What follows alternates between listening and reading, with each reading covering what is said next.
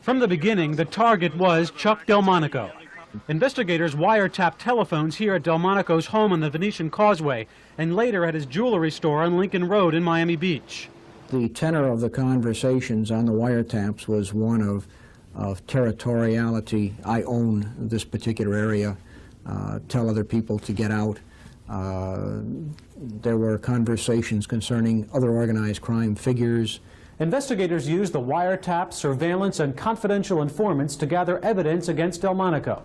Then last fall, the grand jury started calling in organized crime figures from all over the country to testify.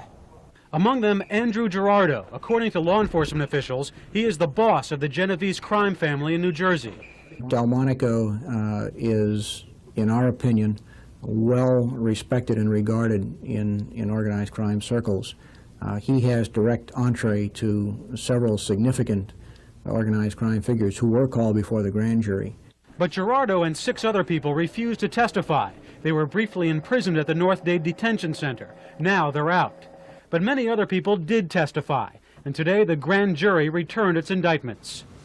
The indictments say Delmonico allegedly asked at least 2 people to kidnap Victor Dante, a North Dade bingo hall operator. Dante allegedly had business dealings with Delmonico, and the two had split on bad terms. Dante was not kidnapped. In this letter, Dante's attorney, Edward O'Donnell, wrote to Delmonico, quote, "If you and your associates continue to threaten Mr. Dante and his family, he will report your actions to the proper authorities." The indictment says Delmonico, along with Robert Ruggiero and Seth Eber of Miami Beach, conspired to extort and did extort money from a man serving as a confidential informant for Metro-Dade police. Delmonico and a Chicago associate allegedly extorted money from Kevin Malloy, a financial analyst based in Fort Lauderdale. Police say Delmonico also has hidden interests in several Dade businesses, including Rizzy's Place, a topless bar on Sunny Isles Boulevard. He allegedly conspired to have a bookmaker who was banned from the Calder racetrack be permitted to return to the track. The Organized Crime Bureau says today's arrests are significant for 2 reasons. Because Delmonico and his organization are so prominent, and because investigators have gotten an inside look at how La Casa Nostra operates in Dade County. Reputed New Jersey underworld boss Ruggiero Boiardo, also known as Richie the Boot, has been indicted on charges of illegally owning and operating a Las Vegas casino. 4 others were named in those federal indictments, including 2 dead men. They are Anthony Russo, who was murdered in Long Branch earlier this year, and his brother John, who died a natural death last year. The 5 are accused of managing the operation of the Jolly Trolley Casino, skimming off profits and bribing a police officer to keep the ownership secret. These latest indictments are part of a major state and federal investigation into organized crime. Last May, the 88-year-old Boyardo was arrested along with 8 others on numerous charges, including conspiracy, robbery, and murder. That was part of the state's investigation, which Attorney General John Degnan said would prove once and for all there really is a nationwide network of organized crime. Those cases have not yet come to trial. Boyardo and the others indicted today face a 40-year jail term if convicted on the federal charges alone. Tape recordings which reportedly prove that organized crime operates in New Jersey were supposed to have been played in open court today, but they weren't. Steve Taylor explains. Steve? Karen, it was a preliminary hearing for 8 men accused of extortion, conspiracy, and murder. The prosecution's case is built around tape recordings which would have been heard today, except that some legal wrangling took longer than expected. The best known of the 8 defendants is Ruggiero Boiardo, known as Richie the Boot. He has been described as a captain in the Genovese crime family. Boiardo didn't show up in Judge Michael Imbriani's court in Somerville today, but co-defendants Louis Ferrari and Angelo Sica did. Assistant Attorney General Michael Brown had the tape equipment all set up, but first he called State Police Detective Dominic Trocchia to the stand. Trocchia described how he planted a small tape recorder under the clothing of an informant named Richard Bonnert. Sometimes, he said, Bonnert wore the device inside an athletic supporter. Trocchia said that Bonnert then met with men to whom he owed money, and police recorded the conversations. Defense lawyers asked Judge Imbriani to suppress the tapes using several technical arguments which the judge didn't buy. So tomorrow, the tape recorder will be turned on for the first of about 50 hours of conversations. Now, it'll take more than 2 weeks to get through the tapes, and only after that will the judge decide whether they can be used as evidence. Boiardo and the other men won't actually go on trial until sometime in the spring, probably in March. In that trial, prosecutors say they'll prove the existence of a nationwide crime organization involved in gambling, loan sharking, extortion, and murder. Karen? Thanks, Steve. Good evening. A mystery has cast a shadow over the great mob trial, now winding up in Freehold. The judge in the trial did not appear in his courtroom until late today, and when Superior Court Judge Michael Embriani finally took the bench at 4:15, he simply announced one juror had been excused and the others immediately sequestered at a nearby hotel. The judge reported he had spent the day interviewing each juror with only a court reporter present. He would not say what prompted his surprise actions, but trial observers assume the judge may have gotten word the jurors were talking about the case to one another, or worse, that there may have been an outside attempt to influence the jury. 8 men were indicted last May for conspiracy, extortion, and murder.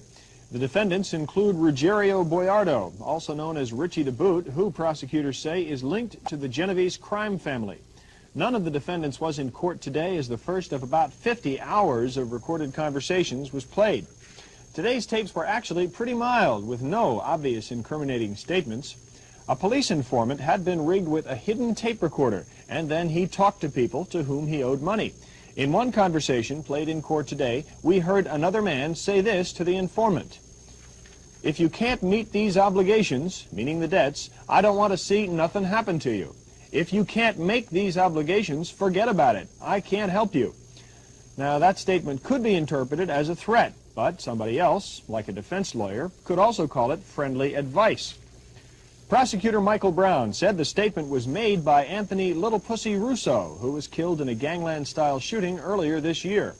Brown hopes to prove that some of the defendants who worked for Russo committed illegal acts. The state says that tapes yet to be played will show that an organized crime network involved in loan sharking, gambling, and murder operates in New Jersey. For the third day in a row, defense lawyers argued strongly that the tapes should not be played with news reporters present. They say such an open display of prosecution material will make it harder for the defendants to get a fair trial. So far, Superior Court Judge Michael Embriani has overruled those objections, but the defense lawyers say they haven't given up yet. And the 8 men are not on trial yet. The tape playings are part of a pre-trial hearing, which should last several weeks. The trial itself will probably begin in March. I'm Steve Taylor. And reputed mafia boss Ruggiero Richie the Boot Boiardo will be examined by an internist and a psychiatrist to see if he's well enough to stand trial. Federal Judge Frederick Lacey ordered that examination also this morning in Newark Federal Court. The 89-year-old Boyardo and 5 others were indicted last month on charges of illegally operating a Las Vegas casino, skimming off the profits. Lacey also agreed to postpone the trial until February 26th. Boyardo's lawyer says he needs more time to review the evidence. Reputed mob chief Ruggiero Richie the Boot Boyardo and 5 others pleaded innocent today in Newark Federal Court on charges they illegally infiltrated a Las Vegas casino. The 6 have been charged with 15 counts of racketeering, conspiracy, bribery, and other offenses stemming from the operation of the Jolly Trolley Casino in Las Vegas. The judge in the case set January 7th as the trial date. Boyardo, along with another Long Branch man, also awaits trial on a 24-count state indictment. The state charges the 2, along with several other Arizona men, belong to nationwide underworld syndicate involved in gambling, robbery, loan sharking, extortion, and murder. The state attorney general's case against 6 reputed mobsters, scheduled to get underway Monday, suffered a blow today. One of the key witnesses, former mob hitman Patrick Pizzuto, changed his mind and told a Superior Court judge he would not testify for the state. But Phelps Hawkins reports the blow against the prosecution's case may not be fatal. Patrick Pizzuto had agreed to testify for the state in what has been called the Great Mob Trial. Pizzuto has now changed his mind in a dispute over the deal he made with state prosecutors. But the trial is going ahead anyway, based mainly on secretly recorded tapes, some 60 hours of them. They paint a picture of Godfather-like mob business, which state officials have said proves for the first time that a secret nationwide criminal organization does exist. Until recently, the chief target of the massive state case was Ruggiero Richie the Boot Boyardo, considered the most powerful crime boss in New Jersey, and an officer in the Vito Genovese crime family. But Superior Court Judge Michael Embriani excused the 89-year-old Boyardo because of failing health. One other defendant has been found too ill for trial, and yet another has already pleaded guilty to conspiracy and gambling charges.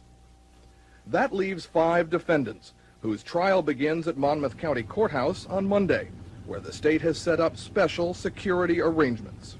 Employees inside Monmouth County Courthouse say everything's normal. Monday's trial is just like any other. But Sheriff Paul Kiernan declined to make any comment, admitting he didn't want anything he might say to influence the outcome of the trial. And there's no question this is a very sensitive case. One employee reported that everything is under the very careful control of the State Attorney General's office, and even today, security was tight. Our camera crew wasn't even allowed on the lawn outside the courthouse. Go back across the field over there. And come Monday, reporters will need special passes, one to each newspaper or broadcast station, to be allowed in the courtroom. Searches will be common procedure. State police will be on hand. And the courtroom has been specially selected by the State Attorney General's office because of its isolation and its distance from any windows. Jury selection will be the first order of business Monday. Good evening. There was bad news this morning for alleged mob hitman Patrick Pizzuto. A judge said no to Pizzuto's request to change his murder plea to not guilty. Phelps Hawkins has the story. As the sheriff's car whisked him into a basement parking spot, Pizzuto waved at cameras from the back seat. Security was tight this morning, as it has been all along, when Pizzuto is transported from special security confinement to the Passaic County Courthouse in Patterson. But up in the courtroom of Superior Court Judge William Marchese, Pizzuto was doing no smiling or waving. Judge Marchese took 45 minutes to carefully read for the record why he was rejecting all 7 reasons given by Pizzuto's lawyer, why his client should be allowed to renege on his plea bargain with the state.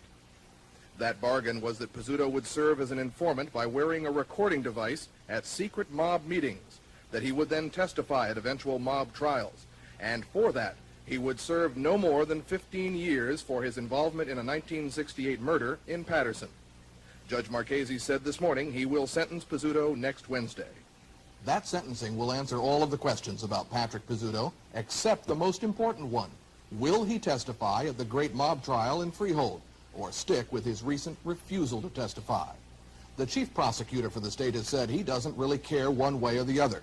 He has enough evidence without Pizzuto.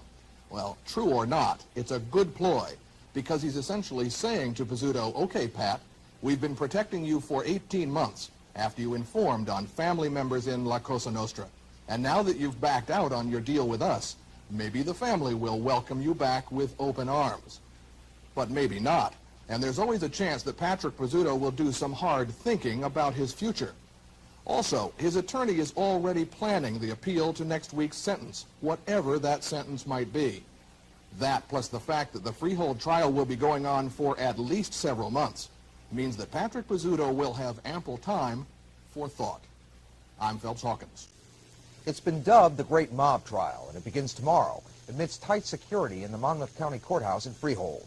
State prosecutors hope to prove, for the first time in court, the existence of a nationwide organized crime syndicate with a power base in New Jersey.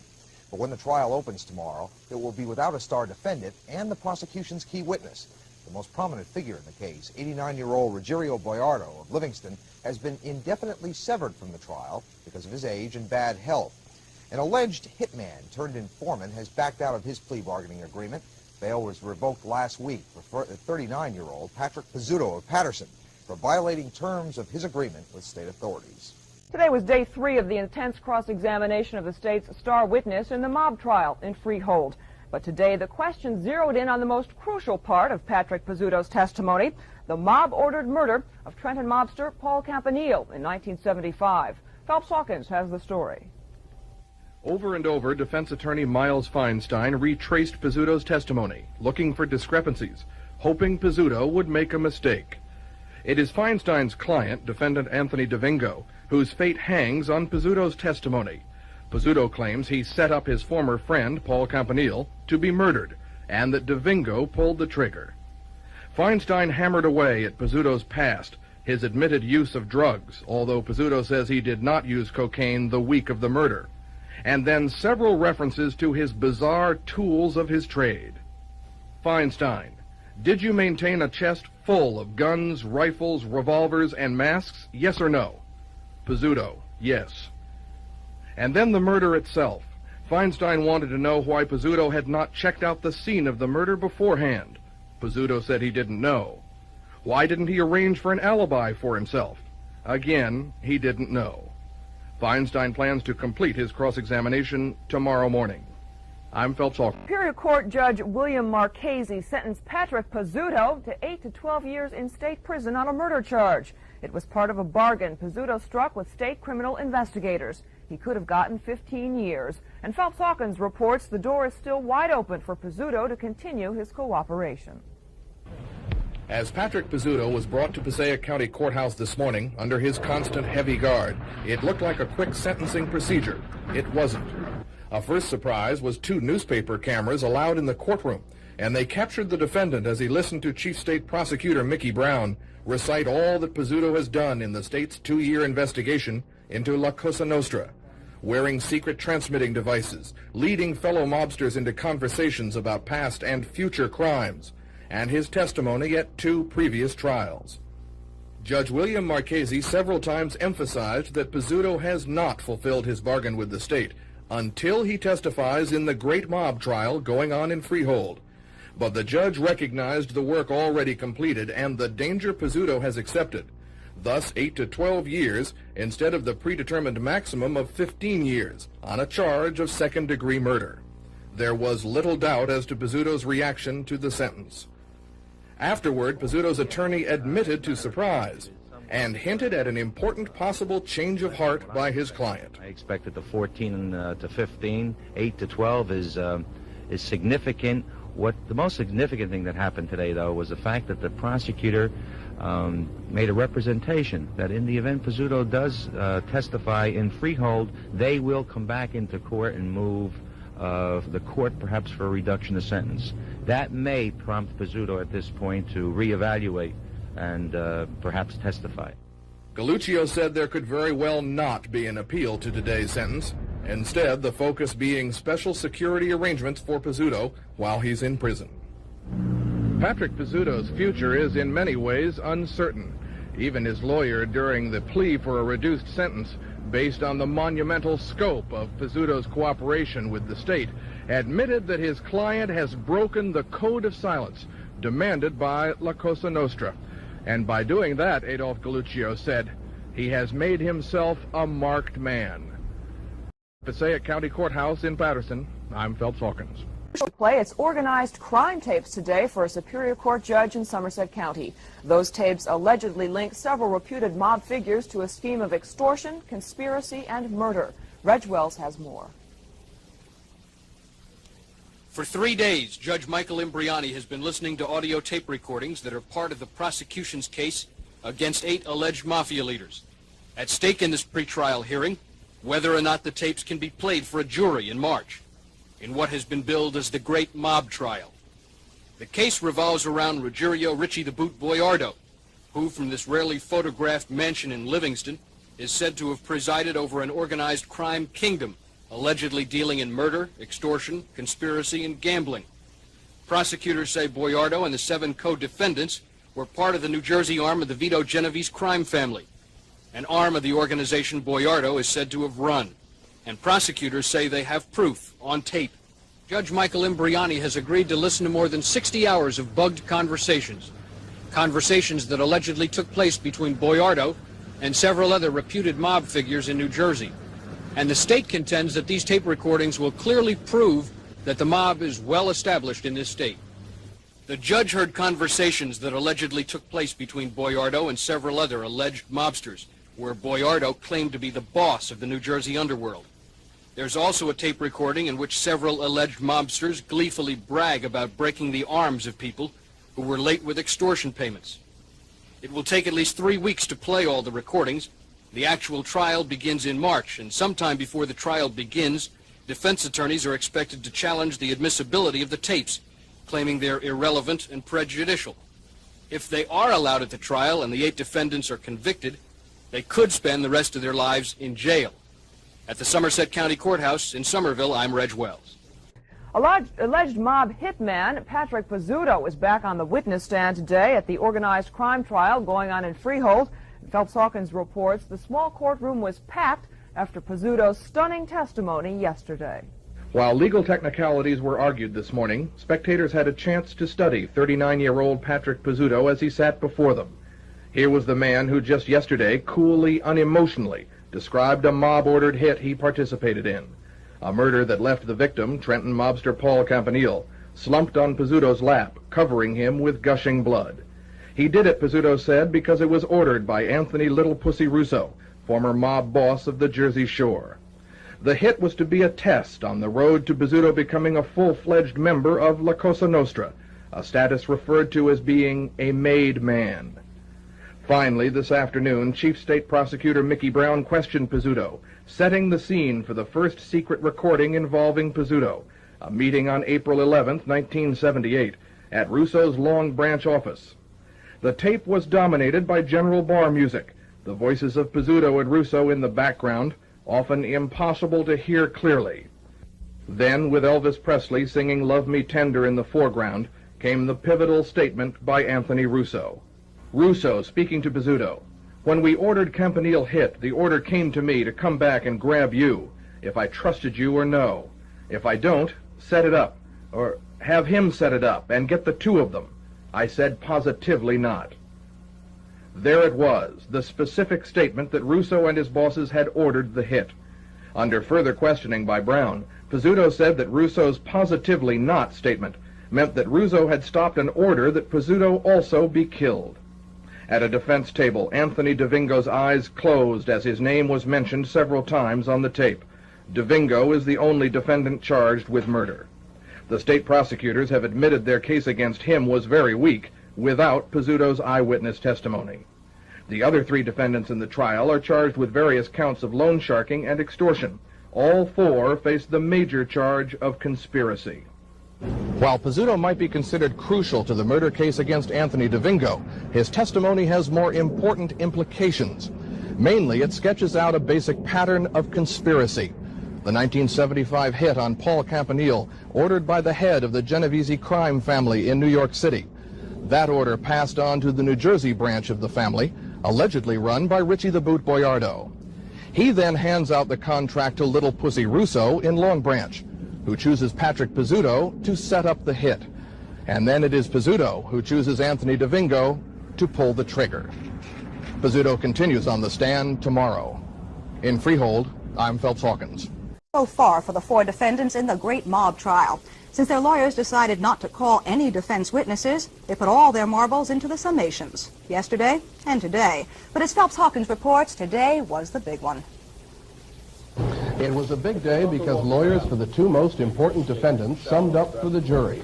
And it was also a big day because one of the summations was certain to focus on undermining testimony by the state's star witness. And sure enough, attorney Miles Feinstein took off after mobster-turned-informant Patrick Pizzuto at a dead run and didn't stop for an hour and a half. Pizzuto's testimony especially hurt Feinstein's client, Anthony DeVingo, who is charged with murder in the 1975 mob-ordered hit of a small-time Trenton racketeer, a hit set up by Pizzuto. Feinstein pounded away, voice breaking at times, as he attacked Pizzuto's credibility. Feinstein almost screamed. Nobody could be so stupid as to wear his best suit and drive a shiny white Cadillac to a murder, as Pizzuto admitted he had done. Feinstein suggested Pizzuto had been a professional liar all his adult life and had fooled most of the New Jersey judiciary. In a rogues gallery, Feinstein said, Pizzuto would be a Bo Derek, a perfect 10. Then John Vantuno, attorney for Andrew Gerardo, took the floor. Gerardo is the biggest fish in the trial, the acting capo regime of the Jersey branch of New York's Genovese crime family. Vantuno repeated over and over again that not a shred of physical evidence had been produced showing his client had run lottery or bookmaking operations, no betting slips, or even any tape recordings of him actually taking bets. Vantuno called the indictment a fraud and a disgrace. Chief State Prosecutor Mickey Brown spoke in sharp contrast to Feinstein and Vantuno, saying he wouldn't raise his voice to the jury. Brown told the jury, "Once I prove to you the existence of the conspiracy, the rest will follow." He then proceeded to calmly put together the mosaic of evidence. Reading from the more than 60 hours of secret recordings, the jury heard again about the arguments over turf, the word coming from New York, dealing with outlaw bookmaking operations, orders to abuse people, extortion, and executions past and present. And Brown said the testimony proves beyond any reasonable doubt the existence of a nationwide criminal organization called This Thing of Ours, with families or branches in 44 states. On Monday morning, Judge Michael Imbriani will charge the jury, detailing the laws that apply to the 17 charges. By Monday afternoon, the 12 jurors will begin their deliberations, and everybody else in the court, judge, attorneys, defendants, and the curious, will begin to wait. I'm Phelps Hawkins. Jurors in the great mob trial in Freehold face a rare Saturday in court tomorrow as the 14-week-long trial winds down. The jury got the morning off today as Judge Michael Imbriani presided over legal arguments and put together his charge to the 12 men and women who will have the case next week. Don Torrance has more. There was no jury and only a dozen spectators in the courtroom when today's session started. It was devoted to a presentation by Superior Court Judge Michael Imbriani of his charge to the jury, what his final instructions to the jury on the issues of law will be. It was almost a committee process, with defense and prosecution attorneys making suggestions or raising objections to what the judge intends to include. That's why the jury wasn't present. They'll only get the finished product. Summations began after the lunch break today, and it looks as though the summations will average about 90 minutes per defendant. They'll continue tomorrow when all the parties involved have to be in court by 8 a.m. After Judge Imbriani's review of his charge to the jury today, it looks as though that charge will take at least 3 hours on Monday. The charge is the last step before the jury gets the case, so these summations are the last chance for the defense and the prosecution to win over jurors. The defendant considered the most important, Andrew Gerardo, will have his case wrapped up last. Angelo Sica's case was summed up first by his attorney, Joseph Ferrante. He attacked the credibility of state witnesses who identified Sica as the man speaking in taped conversations apparently over numbers rackets. Reasonable doubt was the phrase he hit the jury with most often. Then it was defendant James Vito Montemarano's turn to have his case pleaded before the jury, his defense attorney again attacking the reliability of state witnesses like Patrick Pizzuto. Montemarano faces the greatest number of charges. Tomorrow, Judge Imbriani hopes to have the summations completed for Anthony DeVingo and Gerardo, he allegedly the acting boss of the Jersey branch of the Genovese crime family. Jurors will get to spend some time with their families on Father's Day, and then they will get the case on Monday. In Freehold, I'm Don Torrance. Reporter Robin Goldstein of the Daily Register in Shrewsbury is causing quite a stir among journalists and lawyers in New Jersey. Goldstein has been covering the so-called mob trial in Freehold and has some personal letters from a witness the judge would like to see. Those letters and Goldstein's decision about whether to release them are the subject of tonight's sound-off. Here's commentator Richard Hickson with his thoughts on the value of professional secrecy. Paper reporter who faces a contempt citation and possible jailing for refusing to turn over to the court private letters she received from a key witness in the great mob trial once again draws our attention to the doctrine of professional secrecy. It has long been accepted moral and legal practice for certain well-specified relationships to enjoy the common law privilege of confidentiality. These include the communications between doctors and patients, lawyers and clients, and clergymen and confessants. There is also the confidentiality enjoyed by husband and wife.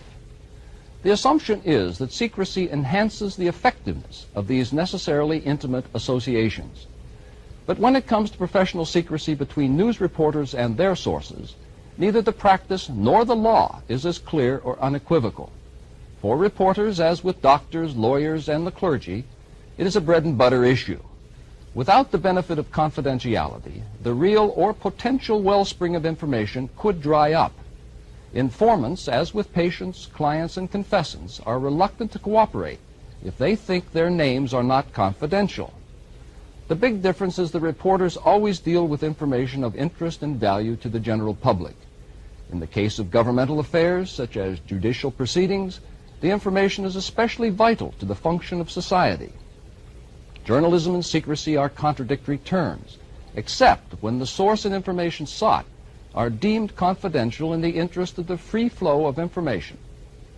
New Jersey's revised shield law is supposed to guard against fishing expeditions by defense attorneys and prevent the jailing of reporters until all appeals have been exhausted. Whatever the outcome of the present unfortunate confrontation, I hope this explanation helps the public understand the occasional need for secrecy in responsible news reporting. This is Richard Hickson. State prosecutors have wrapped up their case against four alleged organized crime figures today. The so-called Great Mob Trial, which is supposed to prove the existence of a nationwide crime cartel, has been going on since early March in Freehold. And now Phelps Hawkins reports the trial may end very quickly. Two last tapes of conversations about bookmaking were played this morning. They concerned both illegal lottery and football bets. For the jury, it was yet another example of how La Cosa Nostra allegedly operates. Just before the regular noon lunch break today, Chief State Prosecutor Mickey Brown looked over at his two assistant prosecutors, smiled, and asked, "Is that all?" He then turned to Judge Michael Imbriani and said, "Your Honor, the state of New Jersey rests its case." He seemed relieved. And the defendants also seemed relieved as they left the Monmouth County Courthouse for the weekend recess. Andrew Girardo, also known as the Electrician, allegedly now running North Jersey operations for the Genovese crime family, the acting capo regime standing in for the ailing Richie the Boot Boiardo. Vito Montemurano, who faces the largest number of charges, armed robbery, extortion, loan sharking, conspiracy, allegedly a mob muscle man at the shore. And Anthony DeVingo, charged with murder in a 1975 killing that the state alleges was a mob-ordered hit. Angelo Carmencica, the fourth defendant and a reputed bookmaker, avoided our cameras. Besides the criminal charges involved, the trial has provoked considerable press interest, and that has become an issue that will linger after the trial is over. Defense attorneys have indicated they plan to take the issue to the United States Supreme Court. And there is still a chance that a local newspaper reporter will be called to testify before the trial ends. You get to the shore at all this weekend? You down to the shore? No. Doing a lot of homework. Defense attorneys will be huddling over the weekend, deciding on a single defense strategy. There may be a surprise next week because it's expected that the defense will not call any witnesses, preferring instead to go directly to final arguments. And almost certainly defense lawyers will focus on two basic elements. They'll try to convince the jury that the 60 hours of taped conversations are inconclusive, based mainly on their ambiguities, and that the state's star witness, Patrick Pizzuto, would say anything to stay out of jail. State prosecutors, on the other hand, say they had a fair case based on those taped conversations alone, and that Pizzuto's testimony was surprisingly strong. There will be legal motions on Monday, and final arguments to the jury could begin Tuesday morning. In Freehold, I'm Phelps Hawkins. Jurors in the Great Mob Trial in Freehold today returned 19 guilty verdicts against all four defendants, clearly indicating the existence of a powerful organized crime network in the state. The verdicts came in the fourth day of deliberations and in the 15th week of the trial. Phelps Hawkins reports. Jury foreman Vincent Costanza stood before a packed, tense courtroom. The first charge was conspiracy against Andrew Girardo, allegedly the acting capo regime or leader of the New Jersey branch of the Genovese crime family. Vincent Costanza spoke clearly, guilty, and then 15 more times, covering all four defendants, guilty as charged.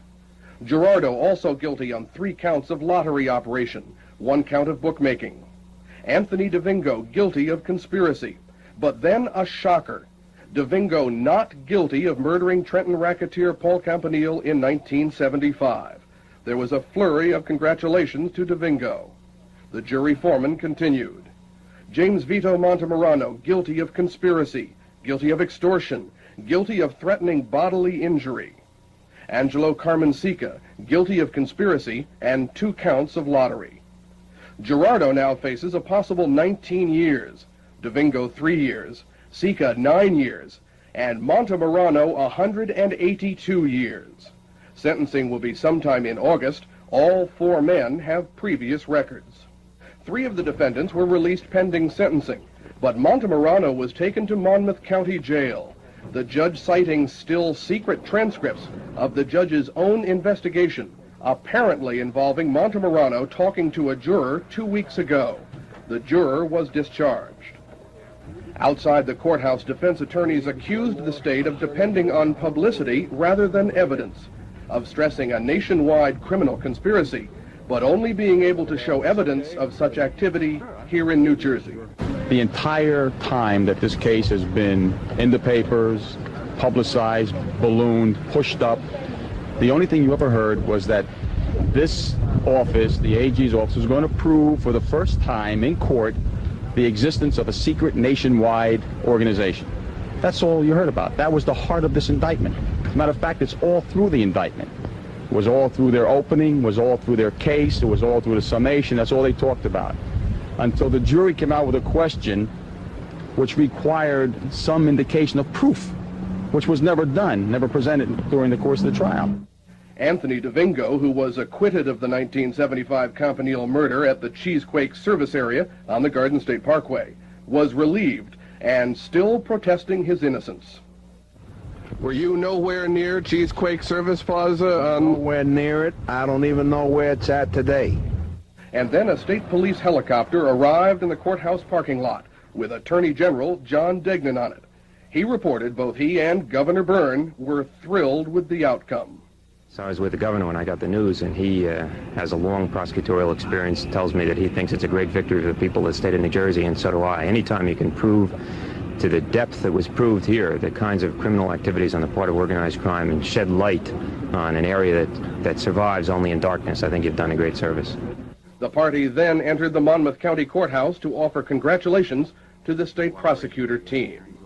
In Freehold, Mob informant Patrick Pizzuto, star witness in last year's celebrated Great Mob trial, has recently joined the business community and was looking for a $2,500 federal loan until a U.S. District Court judge said no. Pizzuto, seen here as he looked in an interview with New Jersey Nightly News after the trial in June of 1980, is now part of a federal witness protection program. He had requested help from Judge Herbert Stern in getting around the Small Business Administration's practice of not granting loans to people on probation. Pizzuto was sentenced to 5 years probation in jail in June, of 1977 for making false statements to get a bank loan from the now defunct State Bank of Chatham. At the sentencing, the judge said the charges were too minor to send Pizzuto to prison, but he was given probationary time. His testimony in last year's mob trial helped convict 4 of reputed mob boss Little Pussy Russo's associates on charges of running a criminal conspiracy.